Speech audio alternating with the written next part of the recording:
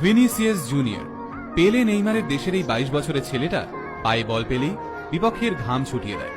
কিন্তু তাতে কি, রিয়াল মাদ্রিদে খেলা ভিনিসিয়াস জুনিয়রের গায়ের রং কালো যে, সেই কারণেই স্টেডিয়ামে বসে থাকা 50,000 দর্শক ভিনিসিয়াস তোর মৃত্যু চাই বলে অনবরত স্লোগান দিতে থাকে। কখনো আবার তাকে বাঁদর বলে ডেকে ওঠে হাজার হাজার দর্শক। আবার অনেকে এক ধাপ এগিয়ে ভিনিসিয়াসের দিকে ছুঁড়ে দেয় কলা। ব্রাজিলের বস্তিতে আধপেটা খেয়ে খেলতে নিঃসন্দেহে কষ্ট হতো ভিনির, কিন্তু 50,000 লোক তারস্বরে ভিনি একটা বাঁদর বলে চেঁচিয়ে যাচ্ছে, এই কষ্টের সঙ্গে কোনো কিছুরই তুলনা চলে না।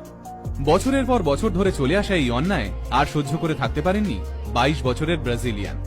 বাধ্য হয়ে প্রতিবাদ করেন। আর কি অবাক কাণ্ড, বর্ণবিদ্বেষী মন্তব্যের বিরোধিতা করার জন্য তাকেই লাল কার্ড দেখিয়ে মাঠ ছাড়া করলেন রেফারি।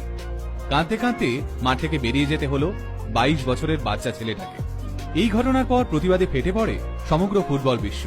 ভিনিসিয়াসকে সমর্থন জানিয়ে এগিয়ে আসেন নেইমার, এমবাপে, ক্যাসামিরো, এমনকি রিয়াল মাদ্রিদের চিরপ্রতিদ্বন্দ্বী বার্সেলোনায় খেলা রাফিনহার মতো ফুটবলাররা।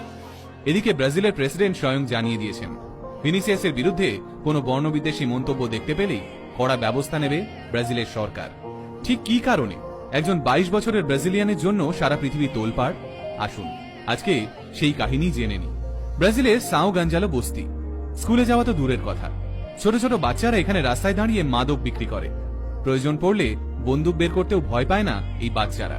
ফলে ভদ্রলোকেরা সকালবেলাতেও এই বস্তি এড়িয়ে চলেন। এইরকম এক বস্তিতে জন্ম হয় ভিনিসিয়াস জুনিয়রের। ছোট থেকেই ভিনি জানতেন এই বস্তি থেকে বেরোনোর একটাই পথ, আর তা হলো ফুটবল। মা বাবা যা আয় করেন তাতে সংসারের সবার ঠিক করে খাবারই জোটে না, তাই আধপেটা খেয়েই সকাল থেকে মাঠে পড়ে থাকতেন তিনি।